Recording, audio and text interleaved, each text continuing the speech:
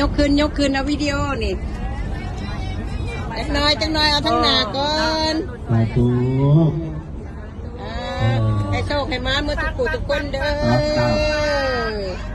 จากแทบให้โชคให้มาเมื่อทุกคนเด้อคือที่ว่าเนาะคือมีเมตตาว่าวัฒนธรรมการเอาไปกราบกับพี่ปัจจุบันเห็นแหละให้เป็นปัจจุบันให้โชคให้มาเมื่อทุกคนเฮงได้ไปได้มาน้ำกันอีกเด้อ400 ล้าน800 ล้านเด้อเฮงไปเฮงเล่าได้อยู่ในนี้เนาะเงินหมานเงินผ้าทำมาขายผ้าทำมาหากินจับเงินจับโตไปยกปัญญาขึ้นไปเมื่อนาเก็บภาพให้เก็บเข้าไปหลายหม่องหลายบอลปีหนึ่งเป็น10 เท่าเที่ยวเก็บภาพให้เก็บแต่หางานได้สิพ่ออยู่หม่องนึงแม่โชคทุกคนเอาเก็บคือยกเงินขึ้นเจ๊เอาให้เจ๊มีแหละค่ะ